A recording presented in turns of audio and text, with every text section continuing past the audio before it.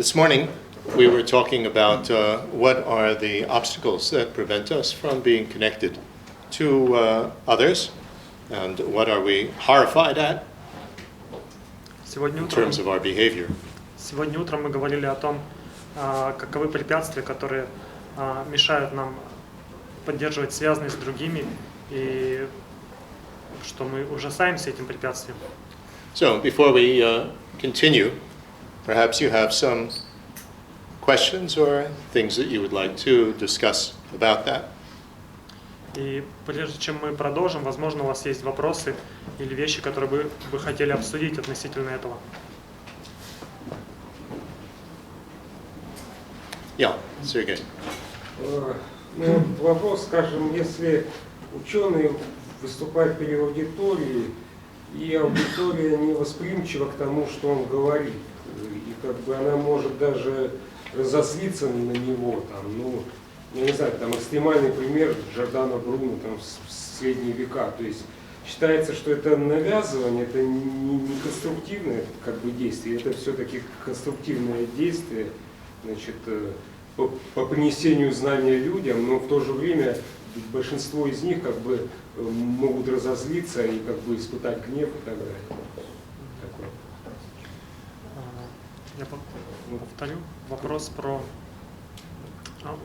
о том, что когда ученый или кто-то еще выступает перед аудиторией, и он может говорить что-то, что может вызвать негативные эмоции у публики. Экстремальный пример — это Джордано Бруно, который рассказывал, и все злились на то, что он рассказывал, но то, что он рассказывал, действительно соответствовало истине, было правдой. Вопрос, что нужно делать в этом случае, то есть будет ли уместным делать так, чтобы аудитория чувствовала себя комфортно, то есть не вызывать у нее негативные эмоции, либо все равно действовать так, как... как он мог, да? То есть это считается конструктивным действием, или это... Считается... или какая-то смесь конструктивного и деструктивного, то есть навязывания, или вот как? Считается ли это конструктивным действием, или это смесь конструктивного и деструктивного? The question is about kind of example about scientists who speak in front of present something in front of the audience, and the facts which he or she presents might stimulate negative emotions from the audience. Extreme example is Giordano Bruno, for example, who spoke about these real facts, but people were angry because of that. So the question is, in this case, would it be constructive act of behavior when a person speaks something which is truthful, but at the same time might stimulate anger from other people, or it's kind of mixture of constructive and destructive behavior? Well,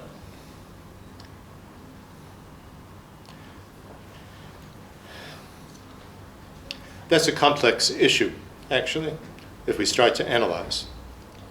Это сложная вещь в действительности, если мы начинаем ее анализировать. On the one hand, we have the definition of a destructive type of behavior, and that is a way of acting, speaking, or thinking that is motivated by a disturbing emotion. С одной стороны, у нас есть понимание того, что такое деструктивное поведение, разрушительное поведение. Это поведение, которое, мотивацией которого является это действие, мышление или речь, мотивацией которой являются беспокоящие эмоции. So anger, greed, arrogance, jealousy, and naivety. Гнев, зависть, жадность или наивность. So if the person was just giving this information out of arrogance to show how smart he was, then that is destructive. Если человек сообщает эту информацию, исходя из собственного невежества, просто чтобы продемонстрировать, насколько умный он, то это деструктивное, разрушительное действие. And if he was doing it in order to make the people angry, that also is destructive. Или если он делает это для того, чтобы разозлить людей, это также разрушительное поведение. But when we speak about naivety, naivety underlies both constructive and destructive compulsive behavior.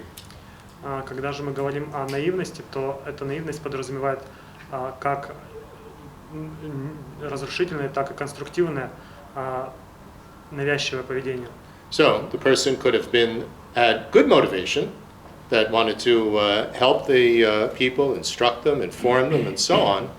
And even if it wasn't an ego trip to demonstrate how smart I am, it could have been with naivety about the effect of how the audience would respond. И у человека может быть хорошая мотивация, или он может действовать из побуждения того, что продемонстрировать то, каким умным он является, но в том и в другом случае это может исходить, и в этом случае это может сопутствовать наивность относительно того, какой эффект это произведет на аудиторию. And not discriminating between what would be appropriate for the audience and inappropriate. И развлечение того, That's naivety. Развлечение того, что может быть подходящим для аудитории или неподходящим, это наивность. And maybe the person didn't even know what the level of the audience would be and what their response would be. That's often the case. И человек даже может не знать, как отреагирует аудитория, какой будет ее ответ. И это часто такое случается. People aren't ready, for the most part, to deal with hard, cold facts. В своем большинстве люди не готовы иметь дело с hard and cold that's an idiom, I'm sorry, with statistics. Не готовы взаимодействовать с жесткими холодными фактами, со статистикой. Right. My assistant loves statistics.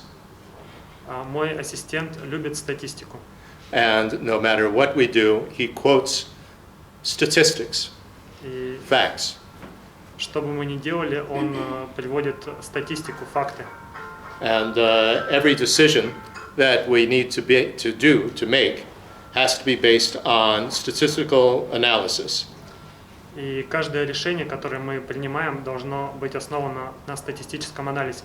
And I confess that often I get quite impatient and annoyed with just quoting statistics all the time.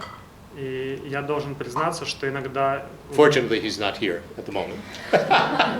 у меня возникает часто нетерпение и раздражение, когда мы все время ждем статистики. К счастью, его здесь нет в этот момент. And although he might be correct, I don't check his statistics, but nevertheless, you have to analyze the annoyance if you're in the audience. That's what's interesting. The annoyance could be because I don't want to hear this, because it destroys my belief, which is based on just I think so, which has no basis, of course. И вам нужно анализировать вот это раздражение, которое возникает у публики. Возможно, это раздражение связано с тем, что люди чувствуют, что то, что человек сообщает, разрушает мои убеждения, и поэтому я не хочу это слышать. But also the fact that not everybody operates on a rational basis. And there's the emotional, irrational basis of people's behavior as well, despite the fact that statistics say that people act in this way or that way. И также не все люди основывают свое поведение на рациональных размышлениях. Часто люди действуют, исходя из рациональных каких-то убеждений или эмоций, несмотря на то, что статистика может показывать какие-то вещи.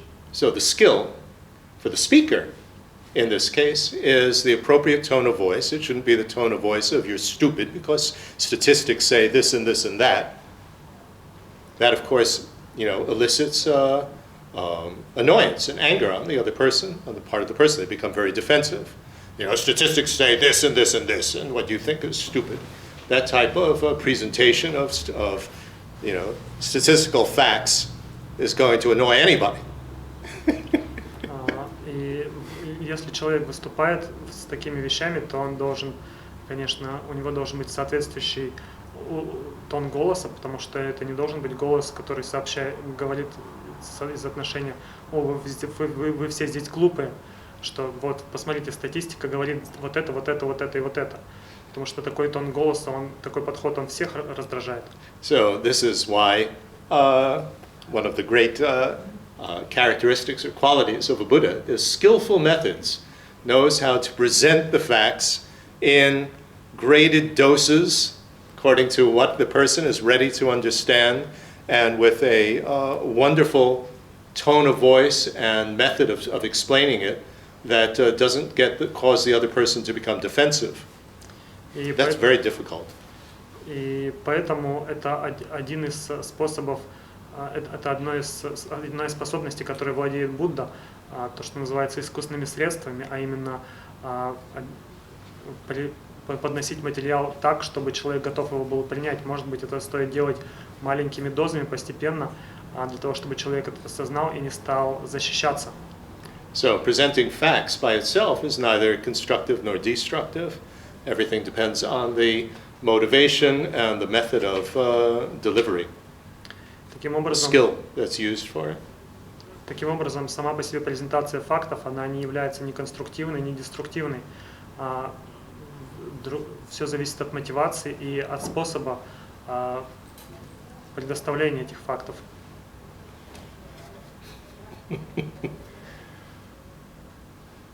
Yeah.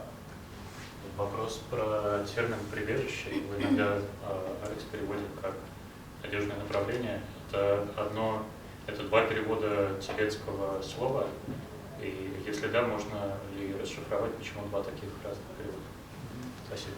Вопрос о термине «прибежище». Алекс его переводит иногда как «надежное направление». Является ли это слово «прибежище» и «надежное направление» переводом одного и того же слова? И если да, то можно ли расшифровать, как именно процесс перевода? The question is about the term refuge. You usually translate it as a safe direction. Mm-hmm. Is it a translation of the same word, refuge and safe direction? And if yes, could you please show how to translate it out? Well,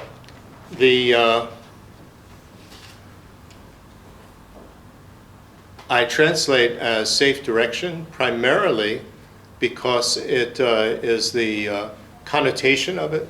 It's not the literal translation. Я перевожу этот термин как надежное направление, прежде всего, потому что это является коннотацией этого слова в тибетском, то есть это не прямой перевод.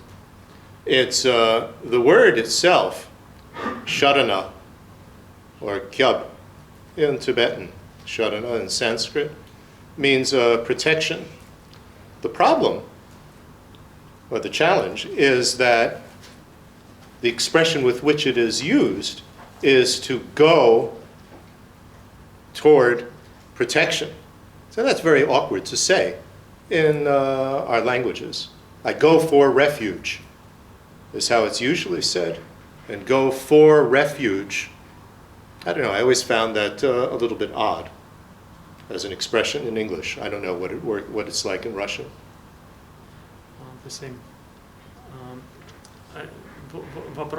Вообще, само слово «прибежище» с тибетского «кьяб» или с санскрита «шадана» переводится как «шарана», переводится как «защита». И проблема в том, что часто это слово употребляется в контексте «я иду за прибежищем», то есть как будто мне куда-то нужно идти. И в английском, по крайней мере, это так, и в русском получается так же. И для меня это немного странно звучит. I mean, it always sounded to me as though I go toward, the word I go for refuge, that I go to something, like I go to a store to buy milk. So I go to the Buddha, and the Buddha is going to give me protection. Give me refuge. But it's not something passive like that. И, It's not intended to be passive. и для меня это звучит, когда я говорю, я иду куда-то, это как будто бы для меня это звучит как я иду за чем-то куда-то, как будто бы если я шел в магазин, как будто бы я иду к Будде, и Будда мне что-то даст. Это звучит немножко пассивно, но само понятие прибежища это не пассивная вещь. Because we have causal and resultant refuge. Causal is those who have attained enlightenment, so Buddha, Dharma, and Sangha.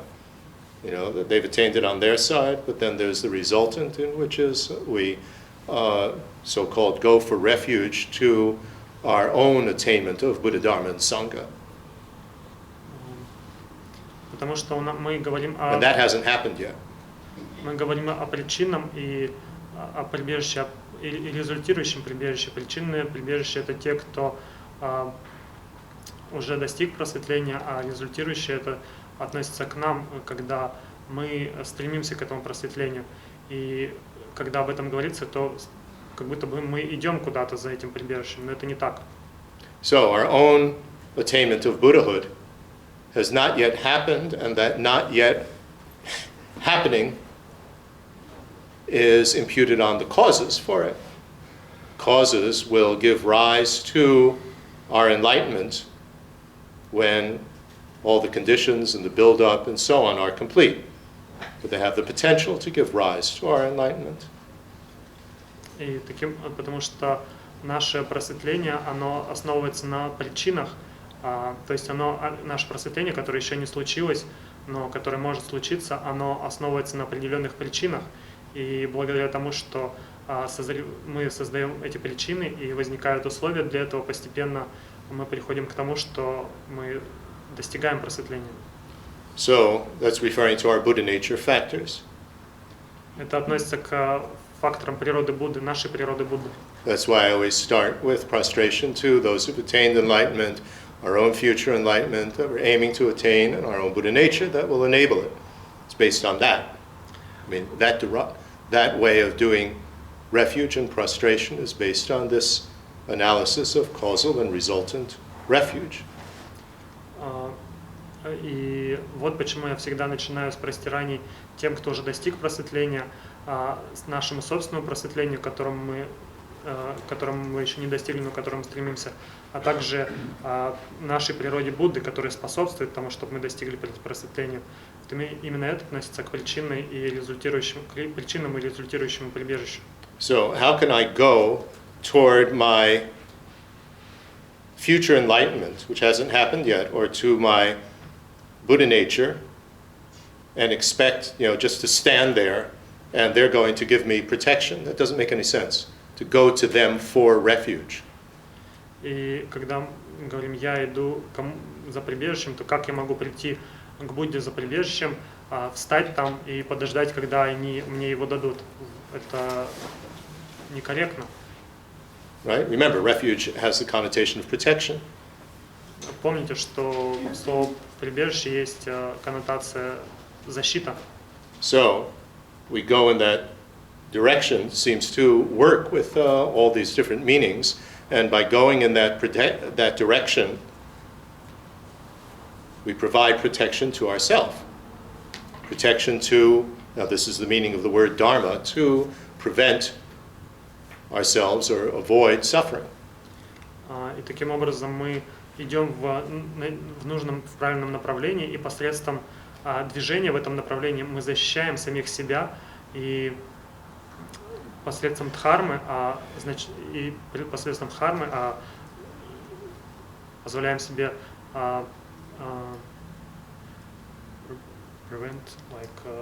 prevent, like you're careful to, when you cross the road, to prevent, you look both ways, to prevent getting hit by a car. Чтобы избежать, предотвратить наши страдания и в будущем. That's what the word dharma means, a preventive measure, something to prevent. Literally comes from the word to hold, like to hold back, to prevent something happening. И это то, что слово дхарма означает, средство, которое предотвращают то, что, ну, как бы удерживают нас от совершения чего-то. So that's my reasoning for using go in a direction, and it's safe and positive, safe in the sense that it prevents us, we avoid creating more samsara, more suffering for ourselves. Вот почему я использую это слово, вот этот термин «надежное направление», потому что во время движения по этому пути мы как бы предотвращаем, избегаем, способствуем тому, что мы не встречаемся больше со страданием в жизни для нас самих. So all of this is based on my experience that a lot of people find that you reach a certain plateau in Dharma study because of the jargon, and you don't really go past the jargon of what it actually means. Then, of course, my assistant would say, well, what are the statistics for that? And I don't have statistics, it's just, I think so. Это основано на моем опыте, потому что на таком моем опыте, что многие люди выходят на плато в своей практике дхармы после того, как достигают определенного уровня. Это связано с тем, что просто в дхарме очень много жаргонных специфических слов, за которыми теряется значение. И именно поэтому я стараюсь переводить их так. Конечно, мой ассистент бы спросил, какова статистика, есть ли статистика по этому поводу, но за этим нет никакой статистики, я просто так думаю. So I confess, just I think so, based on my own experience and the few people that I've spoken with. I don't have statistics to back that up. Так что я признаюсь, что я говорю это на основе своего собственного опыта и на основе опыта некоторых людей, с которыми я общался. У меня нет статистики, чтобы подкрепить это убеждение. I mean, he's right, but still I think so. Может быть, он прав, но я все равно так думаю. Okay. Any other question? Еще вопросы? Yeah. Небольшой вопросик. О чем мы сегодня вначале говорили. Если вдруг вот все получается, все вроде бы как складывается нормально, и на работе вроде ничего, и дома вроде все хорошо, и с людьми вроде бы тоже все как-то нормально получается, если следует тому, о чем мы сегодня говорили. Но так или иначе, все равно наступает такой момент, когда ты вроде бы оказываешься на вершине горы. И какой бы шаг, в какую бы ту сторону ни сделал, ты оказываешься ниже, чем вершина. Да? Вот все равно, что оказаться на Северном полюсе, и в какую бы ту сторону Северного полюса не пошел, ты идешь всегда на юг. Да? То есть с вершины есть только вниз. Вот что он посоветует, как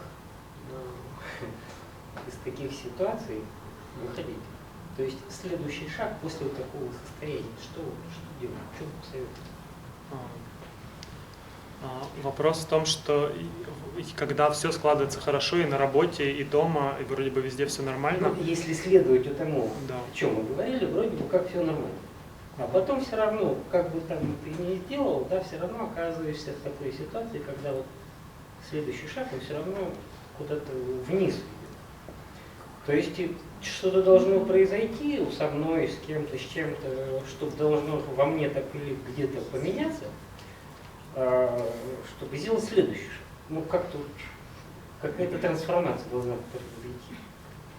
Вот как он выходит из этого положения, или что он посоветует, что в этой ситуации?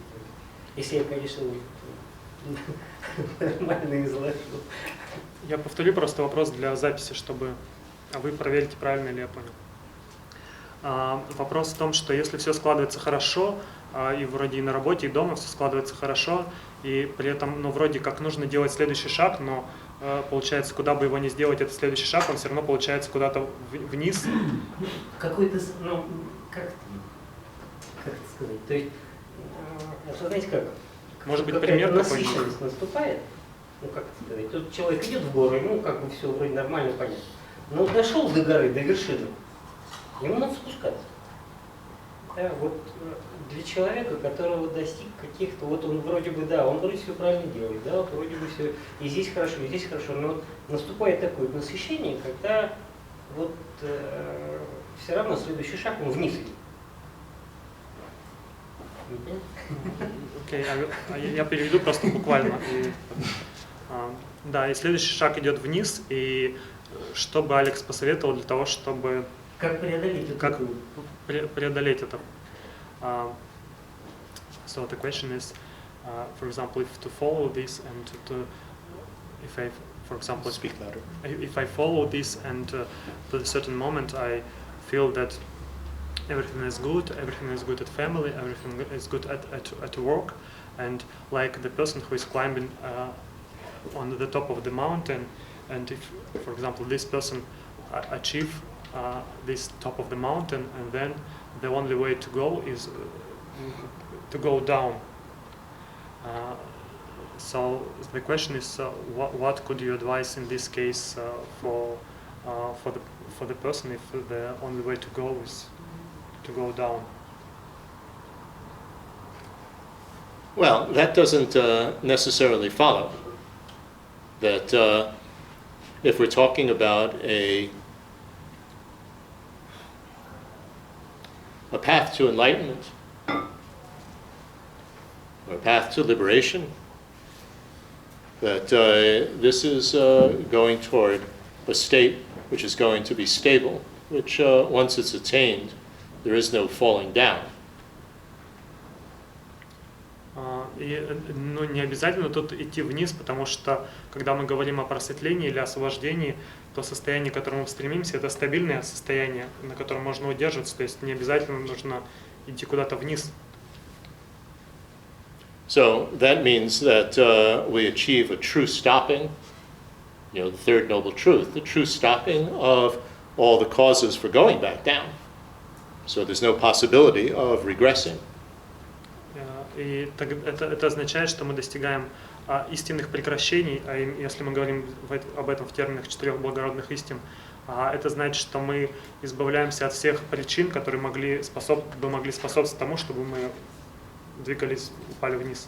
And that's something which is very difficult to become convinced of, because it's based on the understanding of the natural purity of the mind, that it is not naturally stained or adulterated by these causes for our problems. И это вещь, в которой сложно убедиться, потому что она основывается на понимании того, что в естественном состоянии наш ум чист, и это то, что его загрязняет, ведет нас к тому, что мы падаем вниз. So one of the vows, actually, along the path, is never to be satisfied with our understanding. Go further and further, all the way to liberation and enlightenment. И один из обетов, который мы принимаем, который можно принять, это обет относительно того, чтобы никогда не быть удовлетворенным в своем понимании дхармы и двигаться все дальше и дальше в этом понимании. Because one of the characteristics of samsara, uncontrollably recurring problems, is that it goes up and down. Потому что одна из характеристик сансары – это бесконтрольно возникающие проблемы, это вот все время так вверх и вниз, вверх и вниз.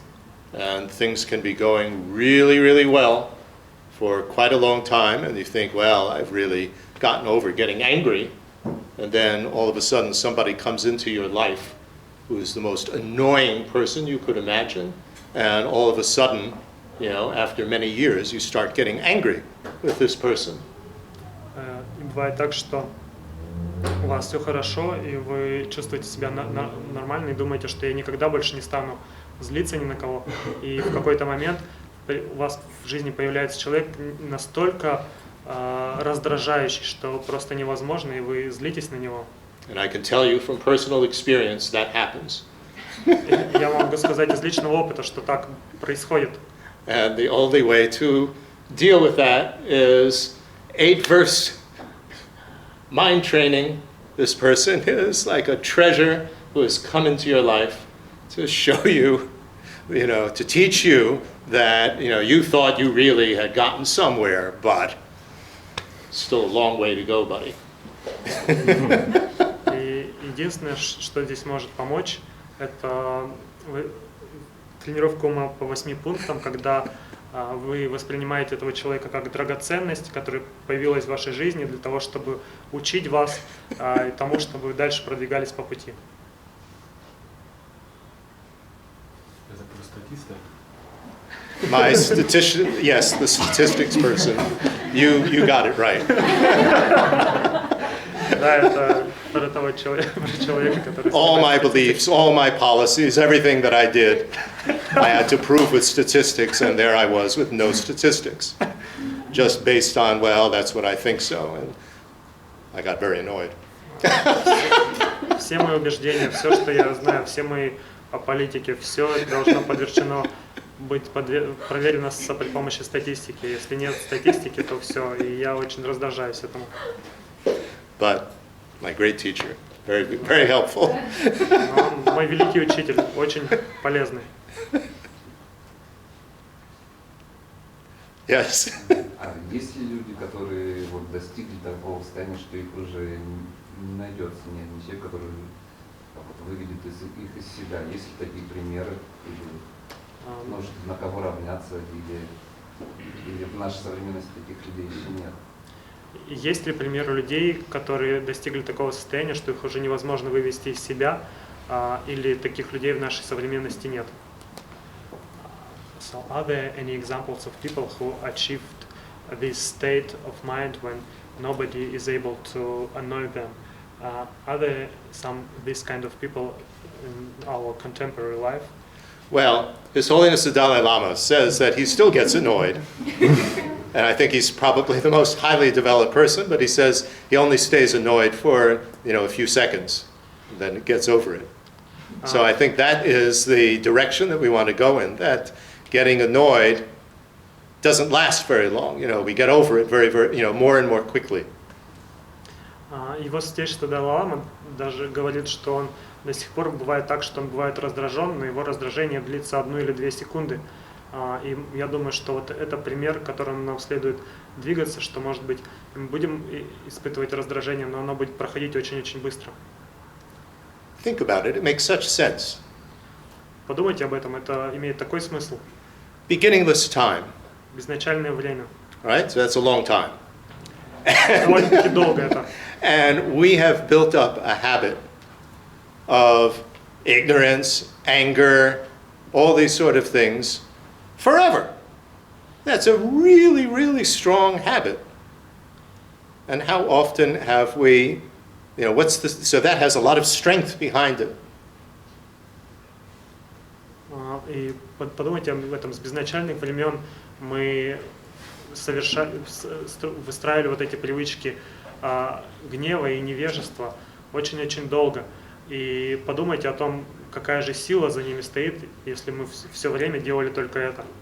And how strong is the habit of patience and love and, wisdom and all these other things? It's very, very weak compared to beginningless anger and ignorance. И при этом насколько насколько слаба привычка, насколько короткое время мы развивали вот эту привычку терпения, любви, мудрости и так далее, по сравнению с тем огромным временем, которое мы потратили на гнев и невежество. So with all our practice, it gets back to neuroplasticity. We're trying to build up stronger and stronger the positive habit and weaken the negative one. But to completely obliterate the negative one, that's very tough. I mean, all you can do is through a process of getting it weaker and weaker and weaker and getting the positive habits stronger and stronger. So it's quite a gradual process. И мы таким образом, когда мы так действуем, мы единственное, что мы можем делать, это можем задействовать нашу нейропластичность, то есть гибкость нашего мозга для того, чтобы делать вот эти негативные привычки все слабее, слабее, слабее и укреплять все больше и больше и больше позитивные привычки. So, in the beginning, what's helpful is to try to avoid the conditions, the circumstances that are going to trigger the negative habits from coming up. I mean, this is why 37 Bodhisattva practices says when it's too tough, where you have lived and, where you've grown up, and everybody causes you, to get completely angry and attached and so on, it's good to leave for a while. So, avoid the circumstances that trigger all these negative patterns. И в начале, когда мы только начинаем тренировать, развивать эти привычки себе, то самое первое, что мы можем сделать вначале, это избегать тех условий, которые способствуют возникновению, которые стимулируют вызывают эти негативные паттерны. Именно поэтому в 37 практиках Бодхисаттвы говорится о том, что когда мы окружены какими-то, вокруг нас совершаются вещи, которые стимулируют негативные чувства, эмоции в нас, то лучшее, что мы можем сделать, это уйти из этой ситуации, оставить эту ситуацию, оставить эти условия и уединиться. So then you work on the positive habits. And of course, these are uncontrollably recurring patterns. So it's going to manifest again in someplace else, wherever you go. But still, you have this opportunity to put more emphasis on the positive, building up the positive habits. И когда вы потом начинаете развивать позитивные привычки, то вы работаете также с неконтролируемыми возникаемыми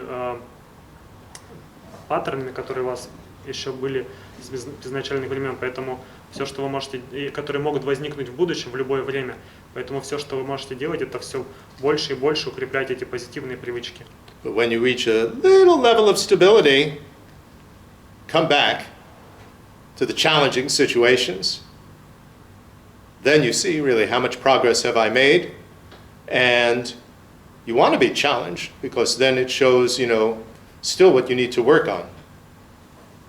И когда вы достигаете какого-то минимального уровня стабильности, вы можете вернуться в те условия, в которых которые раньше у вас вызывали негативные эмоции, и проверить, насколько же я действительно продвинулся. И на самом деле вам следует это делать, возвращаться в такие условия, потому что в этом случае вы сможете дальше развиваться и проверять, как у вас идет прогресс. That requires a lot of courage. Но это требует очень много смелости. And so the way in which the Tibetans translate bodhisattva into Tibetan adds one syllable to it, which means a hero, courageous one. Поэтому тот способ, которым тибетцы переводят слово бодхисаттва, один слог из этих слогов означает герой, смелый человек. It takes a lot of courage to face our disturbing emotions, our destructive behavior. Это требует большой смелости, чтобы встретиться с нашими разрушительными эмоциями или разрушительным поведением. And not to just be satisfied if we've gotten a little bit under control, but to really persevere, go fully. И не быть удовлетворенным, если мы достигаем какого-то лишь минимального уровня контроля, а двигаться вперед для того, чтобы полностью этому предаться. The word for perseverance in Sanskrit, virya, is related to the word vira, which means a hero. Слово упорство в санскрите переводится как вирья, что указывает на корень вира, что означает герой. Right, which it's related to our English word virile, the masculine strength, hero type of thing. And this is what it requires, is, heroic courage to persevere and not give up. И это относится также к нашему английскому слову virile, которое означает очень сильного маскулинного персонажа, который героически идет вперед и никогда не сдается. So don't give up. Just because things are going well doesn't mean that somebody's going, that nobody's going to come into your life to challenge you again. Так что не сдавайтесь. То, что все идет хорошо, еще не означает, что в вашу жизнь не придет какой-то человек, который бросит вызов всем вашим этим достижениям. And when they come, welcome them. А если он приходит, поприветствуйте его. Difficult. Сложно. Yeah. Могу я задать вопросы в трудах Лама Цангкапа? May I ask a question about the works of Lama Tsongkhapa? Oh, please. Да. Today is Tsongkhapa Day, Да. Сегодня which день is Лама the Tsongkhapa, anniversary of Tsongkhapa's passing away. который является годовщиной того ухода Ламы Цангкапа. У нас тут возникла неразбериха в центре КМТ по поводу того, что считается, долгий вопрос, что сутра — это колесница причины, а тантра — колесница плода. Мы говорим о том, что практикуя сутру, мы спустя 3 неисчислимых кальпы достигаем плода. Вот. Но в трудах Лама Цангкапа в Нагрим Ченмо сказано, что на самом деле конечная цель просветления, не освобождение просветления, достигается только практикой тантры. И что есть даже сутра, которая говорит, что по прошествии 3 кальп там достигаются некие признаки тела Будды, но просветление не достигается, что именно надо практиковать 3 кари, а это тантра, чтобы достичь окончательного плода. Так ли это? Максим, без неразберихи все. Андрей.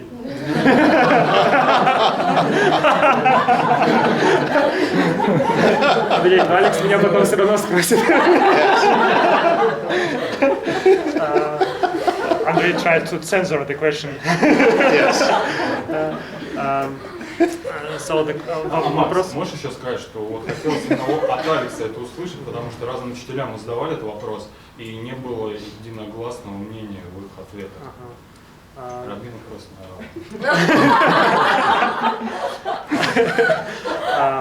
Я повторю вопрос для диктофона. Вопрос в том, что согласно, у нас возникла дискуссия в центре по поводу того, по поводу сутры и тантры. Говорится, что сутра — это колесница причины, а тантра — это колесница плода, и что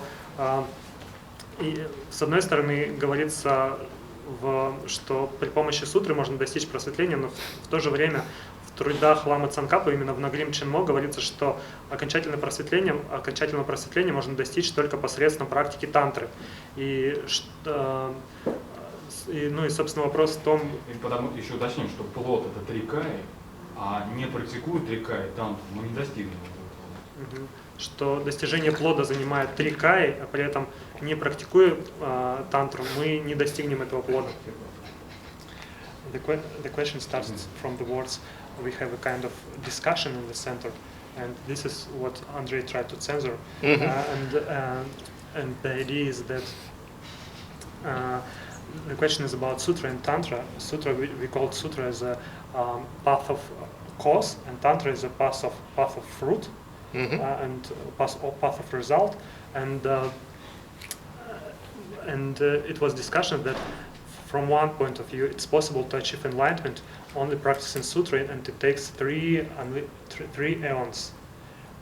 But at the same time, in Lama Tsongkhapa's work Nagrim Chenmo, it's said that it's possible to achieve enlightenment only by practicing tantra, and it will take 3 kayas. 3 kaya.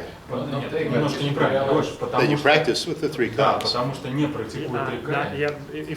If one doesn't practice 3 kayas, it's impossible to achieve enlightenment.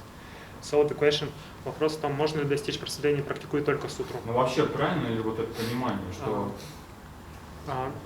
что практикуя путь сутры не достигается полный плода? Is this understanding is correct or not at all? This approach to this problem, to this question, is it correct or not?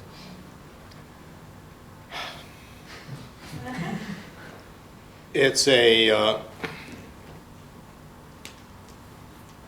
issue, really, in Buddhism, I must say, in terms of internal sectarianism.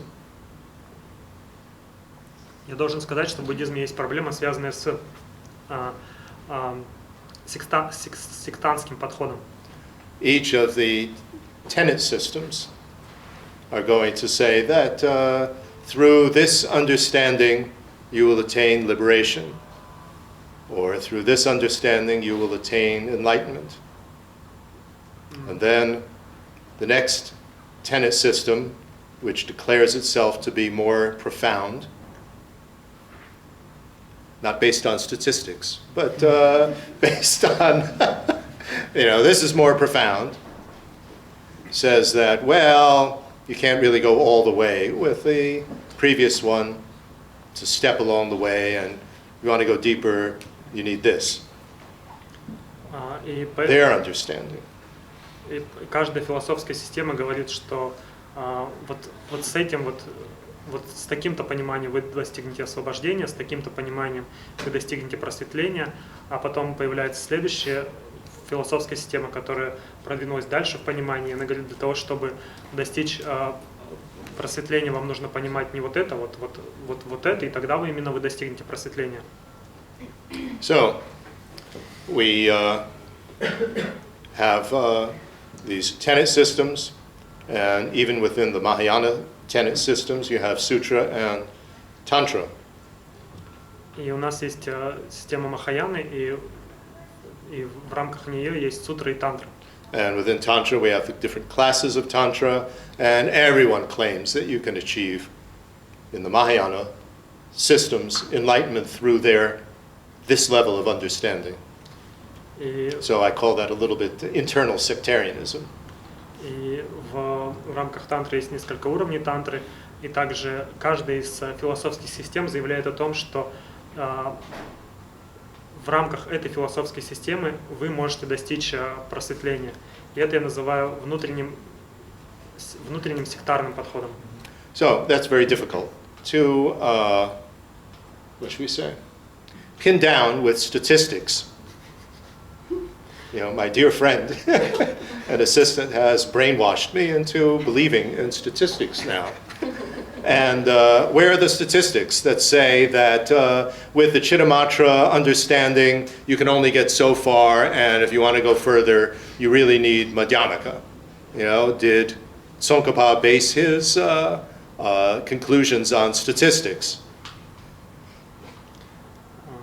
Or just, from his experience? I don't know. И тут сложно сказать, потому что тут у нас нет никакой статистики. Мой друг мне промыл всю голову с этой статистикой. И если таким образом поставить вопрос, то как же, например, у нас нет никакой статистики для того, чтобы утверждать, что при помощи системы Читтаматры вы можете достичь только этого уровня, а если вы хотите пойти дальше, то вам нужно изучать Мадхьямаку. I suppose it's interesting, if you look at Shantideva points out that, youth, speaking in terms of the Hinayana systems, when they say that through the understanding of impermanence, and the four noble truths in terms of its characteristics, so impermanence, that'll get you liberation. And Shantideva points out, well, that gets rid of the rough, disturbing emotions, but hey, there's still some subtle ones that are left. So this is one of the tests to see, have you really achieved, true stopping of the disturbing emotions, or is there a little bit left? И интересно в этом смысле обратиться к Шантидеве, потому что то, что вы говорите, касается традиции Хинаяна, где говорится о том, что посредством постижения 4 благородных истин и понимания непостоянства вы можете достичь освобождения. Но Шантидева на это указывает, что посредством этой практики вы можете достичь освобождения от грубых, беспокоящих эмоций, но при этом еще не достигнете полного освобождения от тонких, беспокоящих эмоций. So, if we look at what Tsongkhapa says in terms of Sutra and Tantra, he says that the Prasangika view, the way that he understood it, which is completely different from the way that everybody else understood it. Tsongkhapa was an unbelievable revolutionary. So his, what became the Gelugpa view of Prasangika, that this is held in common with both Sutra and Tantra. Said no difference between the two. И то, что говорит Цанкапа, он говорит, что с точки зрения практики, с точки зрения понимания философской системы прасангика, Цангкапа в этом смысле был большим революционером, потому что его взгляды отличались от взглядов других буддийских школ. Он говорит, что с точки зрения прасангики между сутрой и тантрой нет различий.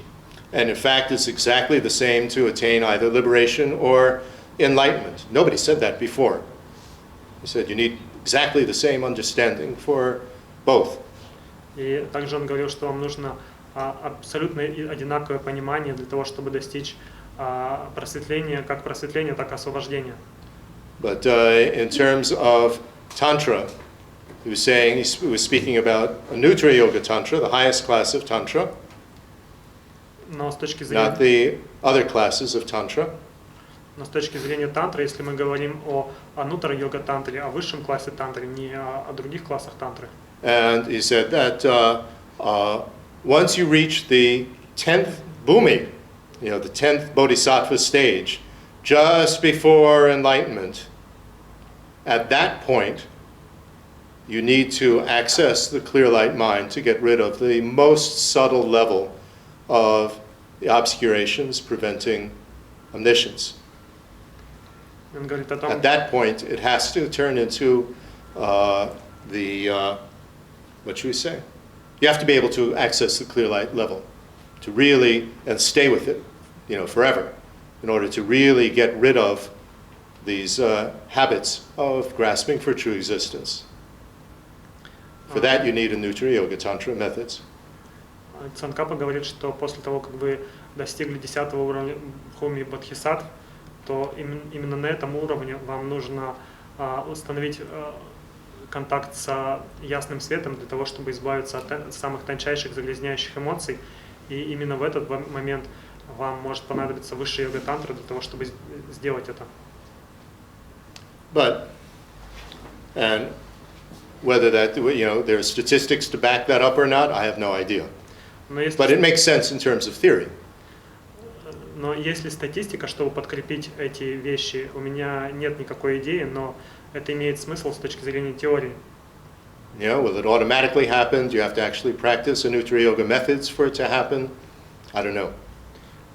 Случается ли это автоматически, или вам нужно практиковать методы высшей йога-тантры для того, чтобы этого достигнуть? Я не знаю. And ч.2 makes, one of Tsongkhapa's disciples, makes a big point of saying that all the Nutra Yoga Tantra systems are equal in being able to bring you to enlightenment. It isn't that, one is better than the other, that one gets you a better enlightenment than the other, despite the fact that each is going to say, we are the king, we're the best. You say that to give people encouragement, but that doesn't mean that one system is better, Kala Chakra is better than Guhya Samaja. That's where he states that. И ч.2, один из учеников ламы Цангкапы, сделал большое заявление, когда сказал, что все методы высшей йога-тантры одинаковы, и нет какого-то метода, который лучше других. Иногда мы хвалим какую-то одну из систем для того, чтобы вдохновить людей практиковать ее, но при этом все эти системы, они одинаковые с точки зрения результатов, которые они приносят. So we go back to sutra, and this is a little bit of the point that I was starting to make before, which is that we have from beginningless time these negative habits and hardly any strength to the positive ones.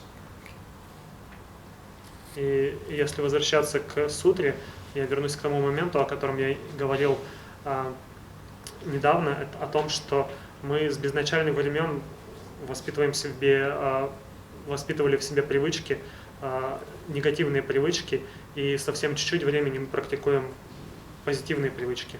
And even if we get a correct intellectual understanding of voidness, that doesn't free us. There's no way you can get a non-conceptual cognition of voidness just on an intellectual understanding. И даже если у нас есть интеллектуальное понимание пустотности, это не означает, что это интеллектуальное понимание освободит нас, потому что нет возможности получить не концептуальное постижения пустотности, просто имея интеллектуальное понимание. You need tremendous amount of positive force behind that. You know, renunciation, bodhicitta, these type of things. Вам также нужно огромное количество позитивной силы, стоящим за этим, и отречения, и бодхичитты. So if we compare beginningless buildup of the negative habit and a few hours of meditation on the positive habit, obviously we're not going to get rid of the negative habit like that.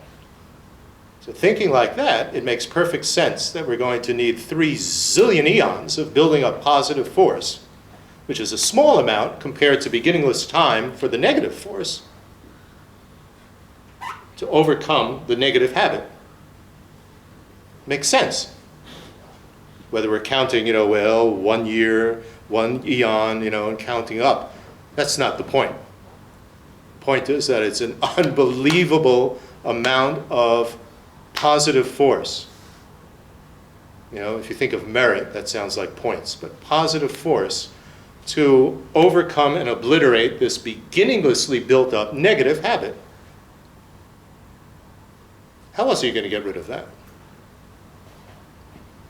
И если мы начнем сравнивать вот это неисчислимое количество, безначальное количество времени, в течение которого мы исследовали негативным привычкам, и те несколько часов медитации, которые мы потратили на то, чтобы построить эти позитивные привычки, то мы можем понять, что одно отличается невероятно от другого, и поэтому в этом смысле, когда мы говорим о 3 неисчислимых ионах, или, как Алекс говорит, зиллионах, то это становится понятным, почему они нужны для того, чтобы все это преобразовать, и поэтому нам и нужна вот эта позитивная сила. Я не говорю о заслугах, потому что заслуги звучит как какие-то очки, которые мы накапливаем, но я говорю о сети позитивного потенциала, который нам нужно накопить для того, чтобы справиться со всеми этими негативными привычками.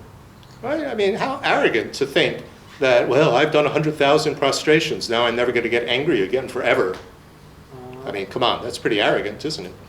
Even if we've done the prostrations perfectly. Довольно-таки высокомерно будет сказать, что я сделал 100 000 простираний, теперь я никогда не буду злиться. Это довольно-таки наивно полагать, даже если мы сделали эти простирания совершенным образом. So, my point is, great courage, I'm going to do this, forever. Not forever, but 3 zillion eons I'm going to do this. Don't be naive. And, okay, it says, well, final stage, you need to, get to the clear light mind.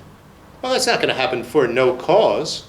If we don't have that positive force built up either, culminating in this lifetime, then the final steps, yes, you can do in, 3 years and 3 phases of the moon. But that's symbolic. To get to that clear light level of mind is no simple task. It has to have tremendous positive force. So yes, you do ngundro, but that's just, a drop in the bucket in terms of the amount of positive force that you need to overcome these beginningless negative habits. И поэтому нам нужно быть смелыми для того, чтобы и смело подходить к тому, что да, я буду практиковать эти 3 неисчислимых иона и накопить неисчислимое количество позитивного потенциала для того, чтобы справиться с этим и достичь этого ясного света. И да, говорится, что потом нам нужно поддерживать контакт с ясным светом в течение 3 to contact with clear light during 3 moon cycles. To keep contact with clear light during. This thing of 3 years and 3 phases of the moon comes out of Kala Chakra.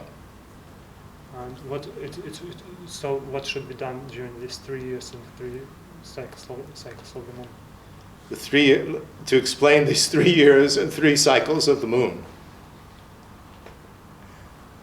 The text says you can attain enlightenment through Anuttara Yoga Tantra in as little as 3 years and 3 phases of the moon. right? So what does that mean? С точки зрения высшей йога-тантры, в тантре Кала-чакры сказано, что вы можете достичь просветления через 3 года и 3 цикла Луны. Right? I mean, it says this in other tantras as well, but the reason why that number is given comes out of Kala-chakra. Это говорится и в других тантрах также, но причина, по которой это дается, эти цифры даются, это потому что они пришли из Кала-чакры. In the course of a day, the breath flows, alternates 12 times between going primarily through the right nostril and the left nostril.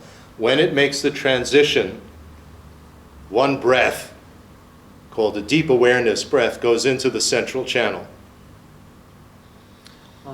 Ну, в течение дня у нас меняется дыхание, часть дня мы вдыхаем только одна ноздря у нас как бы неактивный, воздух проходит преимущественно через одну ноздрю, и в другую часть дня другая ноздря неактивна, и воздух проходит через, соответственно, другую ноздрю.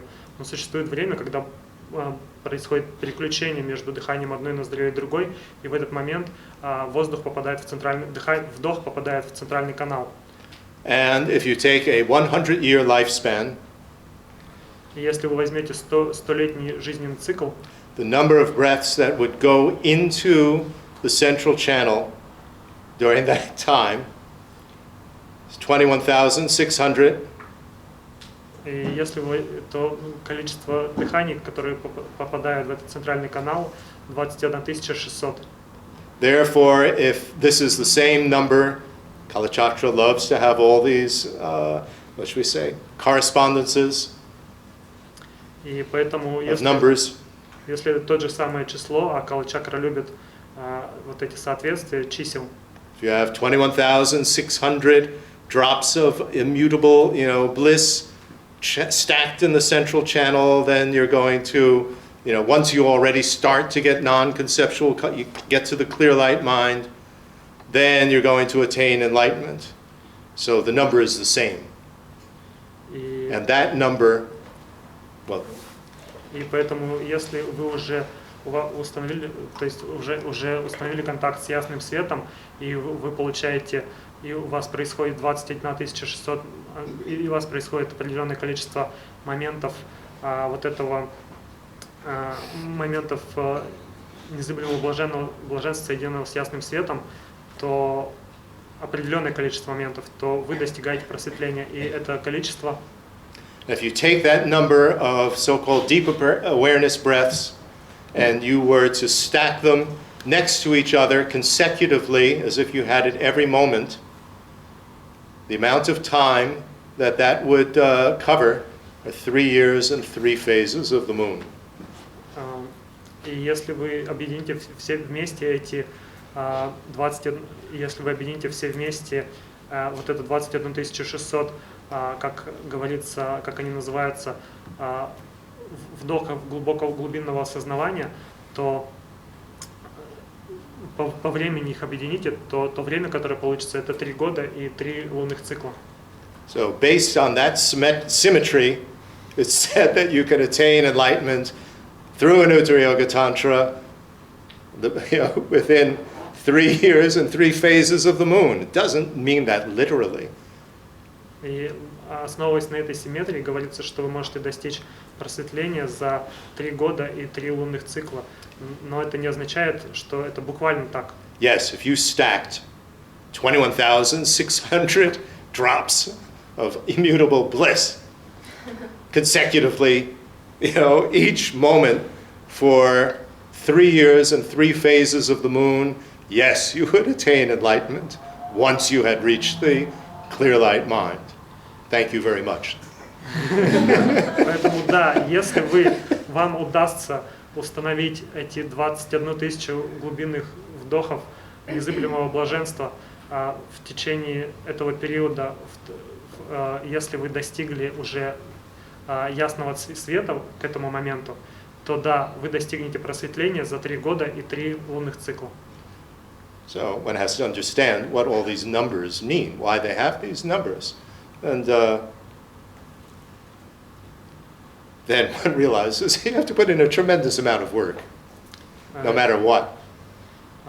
И когда мы начинаем понимать, что же стоит за этими цифрами, и понимать эти цифры, то мы понимаем, что да, я готов приложить к этому бесчисленное количество энергии, неважно, что будет происходить. But it's very difficult to really, I'm sorry, I'm just going on and on and on. That's my bad habit. So excuse me. But it is said that when you reach a certain stage of the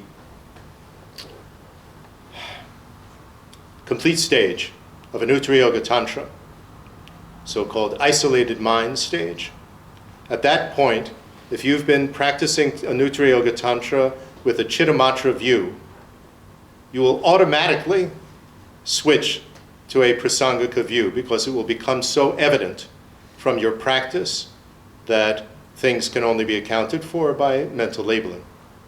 Through your practice, you will come to this realization automatically. Your view will switch. И также говорится, извините меня, что я продолжаю говорить, это у меня такая плохая привычка, извините, но говорится, что если вы в Ануттара Йога Тантре достигаете определенного этапа, который называется этапом изолированного ума, то даже и вы в этом смысле, если вы находитесь например, принадлежите к школе Читтаматры и придерживаетесь взглядов Читтаматры, то в этот момент вы посредством опыта, который вы испытываете, вы автоматически постигаете вещи, которые относятся к школе прасангики. То есть вы понимаете реальность так, как она понимается в школе прасангики. So that makes me wonder if when you reach the 10th bhumi through sutra methods, if automatically you would switch, you would get to the clear light mind, Anuttara Yoga Tantra style. Automatically it would happen, or do you have to go through, generation stage and, all the stages of complete stage and so on, starting at that point to attain enlightenment? I don't know. These are questions that, good to ask the Dalai Lama or somebody like that. Because you have this with arhats, Shravaka arhats. There are, a Shravaka arhat will have to go back if they develop go onto the bodhisattva path after becoming an arhat. Still, they have to go through the 5 paths, path of accumulation or buildup. They have to go back to that. Of course, they go more quickly. So at that 10th bhumi, do they have to go all the way back to the generation stage? I don't know. Interesting question. How does that happen? И поэтому That at that point you have to have Anuttara Yoga Tantra to get to the clear light mind, to get rid of the subtlest of the subtle obscurations preventing omniscience. И с этой точки зрения у меня возникает вопрос, потому что когда мы, например, достигаем когда бодхисаттва достигает 10-го бхуми, может ли он автоматически, у него возникнуть состояние, подобное состояниям, которые возникают в Ануттара Йога Тантре для того, чтобы достичь этого ума ясного света?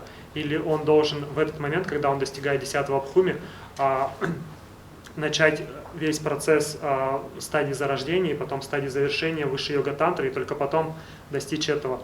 Или это происходит очень быстро и мгновенно? Подобно тому, как говорится, что архат, чтобы достичь просветления, нужно все равно пройти через 5 путей, начиная с пути накопления и так далее. Но он делает это очень быстро. И поэтому вот этот вопрос, может быть, это вопрос, который стоит задать Далай-ламе, например, потому что мне сложно на него ответить. So, I've gone way off into advanced theory. So bringing it back to our own practical experience, the question really is, where do we start our Tantra practice? If, in the end, somehow we need this Tantra level. That's really the question, isn't it? И я ушел далеко-далеко в теорию, но вопрос, который мне хочется обсудить, это вопрос, когда нам следует начинать практику тантры, если она нам понадобится на каком-то далеком-далеком этапе. And we could wait until we've gotten super far in sutra before starting it. We could jump prematurely into tantra before we don't have a good sutra basis. These are very important questions. И нам нужно начинать практику тантры, когда мы уже продвинулись далеко в практике сутры, или нам следует запрыгнуть в тантру заранее, тогда, когда у нас еще нет какого-то продвинутого понимания сутры. So this comes back to Lamrim. И это возвращает нас обратно к Ламриму. We could study Lamrim in a traditional way, having no idea what comes next. Мы You изучаем, know, start with just the initial level and have no idea of intermediate or advanced level. мы изучаем Ламрим, если мы изучаем Ламрим традиционным способом, а именно мы изучаем, например, на какие-то начальные уровни, не зная при этом и не имея никакого представления, что последует за этим. But nowadays there's too much available, so most of us, have read something, so we know what the scope of the path is.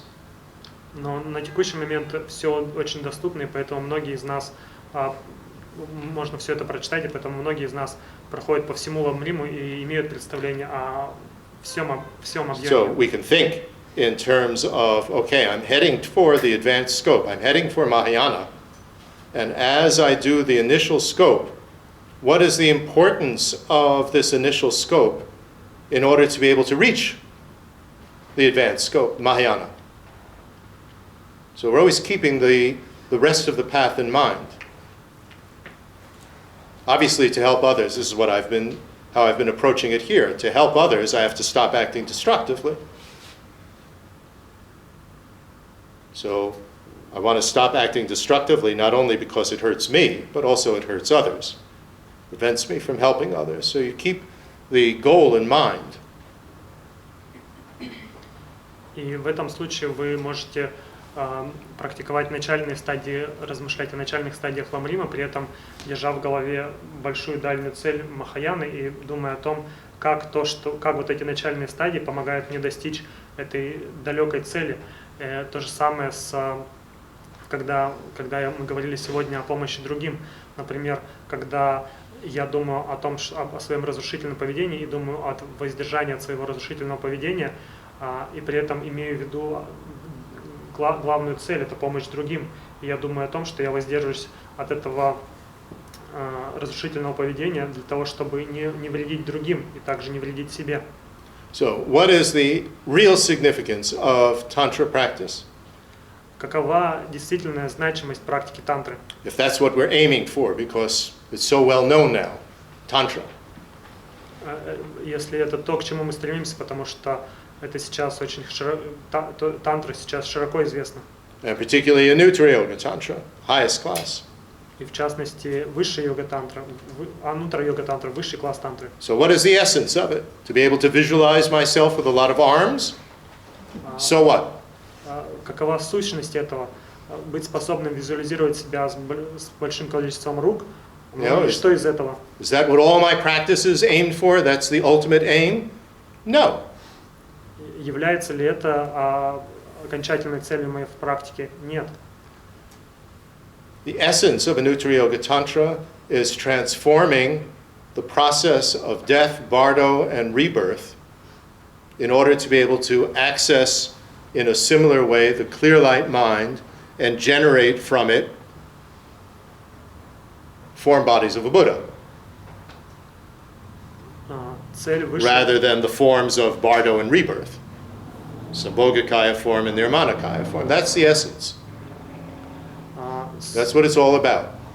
Смысл практики высшей йога-тантры в том, чтобы трансформировать процессы умирания, бордо и перерождения для того, чтобы достичь ясного света и потом посредством этого ясного света достичь тела Будды. Или другими словами, а не тело Бордо или тело этого тела, иными словами, не Самхога Кая и не Нирмана Кая. Okay, so if we have some idea of the whole path, that's what we're aiming for, even from the beginning, then we start with initial scope. If I don't believe in rebirth, if I don't start to really consider that seriously,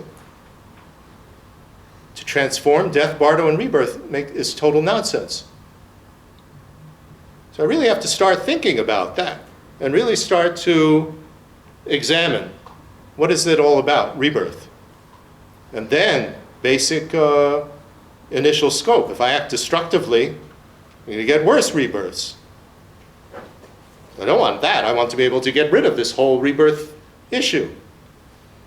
Transform it.